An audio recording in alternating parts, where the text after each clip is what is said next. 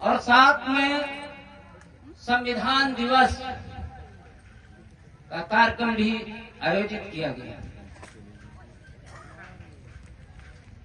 दोनों ये कार्यक्रम बेहद इम्पोर्टेंट है और दोनों की महत्व अलग अलग है। माता वीरांगना झलकारी बाई ने अंग्रेजों के खिलाफ 1857 में क्रांति करती और किसे बचाने के लिए? झांसी की रानी को बचाने के लिए अपने प्राणों की आहुति देती है। 22 दफे अंग्रेजों को हरा देती और झांसी को बचा लेती। तो क्या सामाजिक न्याय आपको मिलता? राज किसके हाथ में जाता?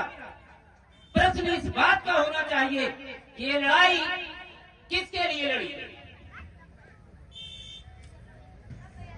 ये लड़ाई आपके समाज के लिए नहीं लड़ी गई थी। हाँ, एक हमें सीख जरूर लेनी चाहिए वीरांगना जी से, क्योंकि वो हमारे समाज की वीरांगना थी। तो वीरांगनाओं को और महिलाओं को, मातृशक्ति को मैं एक चीज बताना चाहूंगा, एक सीख जरूर वीरांगना झलकारी बाई से आपको लेनी है। वो सीख कि हम किसी के साथ रहेंगे, किसी के भी साथ, किसी के सत्ता के साथ, किसी व्यक्ति के साथ तो हम गद्दारी नहीं करेंगे।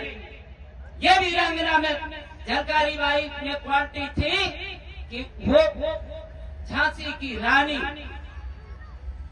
में जो दुर्गा दत्त था उसकी सेनापति थी और रानी के राज्य में रह रही थी। तो रानी के साथ उन्होंने गद्दारी नहीं की, अपने प्राणों की आहुति लगा। तो हमारा समाज कभी गद्दार नहीं रहा। कोरियों का इतिहास है कि वो कभी गद्दार नहीं रहा। ये हमें इनसे सीख लेनी चाहिए। दूसरा पहलू जब हम संविधान दिवस की बात करते हैं तो संविधान क्या है? संविधान बाबा साहब के द्वारा एक वो दस्तावेज है जो आपके मुक्ति के मार्ग को खोलता है। और वो मुक्ति का मार्ग जो आप कुर्सी पर भी बैठ सकते हैं और आप फर्श से अर्श तक जा सकते हैं, ये सारे रास्ते खोलता है संविधान। बस हमें संविधान को पढ़ना है, समझना है। यदि हम पढ़ते और समझते नहीं हैं तो आप कुछ पाएंगे नहीं। और अभी बात राजनैतिक आ जाए तो हमें उस पर भी चिंतन करना चाहिए। बारीकी से आप चिंतन नहीं करते हैं। ये दौर राजनीति का है, ये दौर राजनीति का है। यदि राजनीति में आप पीछे रह गए तो आपकी पीढ़ियां गुलाम होने से बचेंगी नहीं। राजनीति इस समय इंपॉर्टेंट है। और ये बाबा साहब ने कहा था कि सभी तारों की चाबी यदि है तो वो राजनीति है। आपको राजनीति करनी चाहिए और राजनीति आनी चाहिए। यदि राजनीति आपको नहीं आती है तो आपकी दशा का कारण आप खुद हैं। इस पर चिंतन करने की जरूरत है। आप अपनी ताकत को पहचानिए। और मैं तो ये कहता हूं, मेरे राष्ट्रीय अध्यक्ष engineer IP Gupta, Indian inclusive party के राष्ट्रीय अध्यक्ष, उनके द्वारा एक नारा दिया गया कि तुम मुझे 2 दिन दो और मैं तुम्हें आरक्षण दूंगा। ये पानताती तत्वा समाज को गरीब बुनकर से सबसे कहा उन्होंने कि मात्र तुम मुझे 2 दिन दो और मैं तुम्हें आरक्षण लेके दूंगा।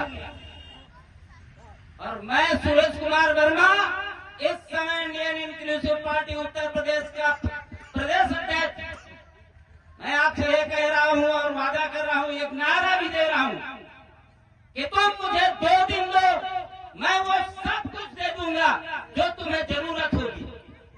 मैं तुम्हारे बच्चों की शिक्षा दूंगा, मैं तुम्हें रोजगार दूंगा, और वो वंचित समाज जो सामाजिक न्याय नहीं मिला, सामाजिक न्याय भी दूंगा, और हिस्सेदारी दूंगा, भागीदारी दूंगा।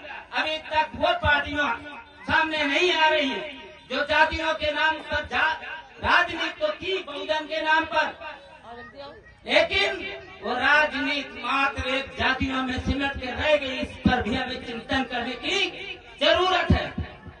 क्या सही रूप से आप किसी का वोट लेते हैं, सारी जातियों का वोट लेते हैं, तो क्या सारी जातियों को प्रतिनिधित्व भी उनके संख्या के अनुपात में देते हैं? ये भी तो चिंतन का विषय है।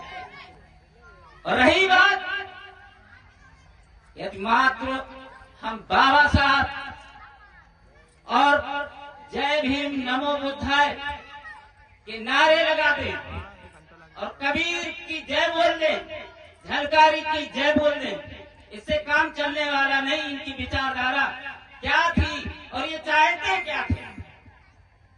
मुद्दे ये होने चाहिए कि ये लोग चाहते क्या थे।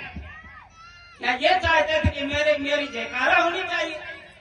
क्या कबीर ने कहा था कि मेरी जयकारा बोलना? क्या बुद्ध ने कहा था कि नमो बुद्धाय बोलना? क्या बाबा साहब ने कहा था कि जय भीम बोलना?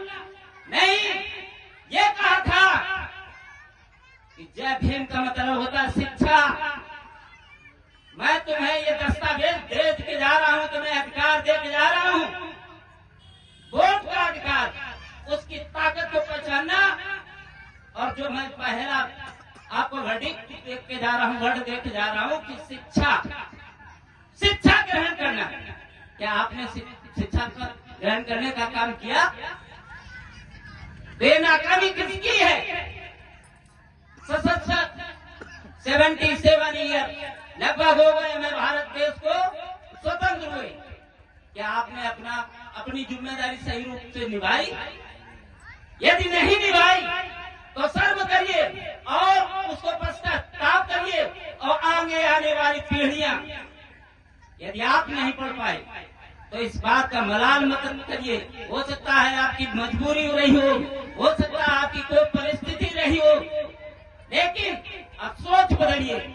आने वाली जनरेशन को, छोटे छोटे बच्चों को आपको शिक्षा देनी है ताकि वो भी मंच तक आ जाए, वो भी मेरी बराबरी कर सके और वो अपने सपनों को पूरा कर सके और आपके परिवार का नाम रोशन कर सके।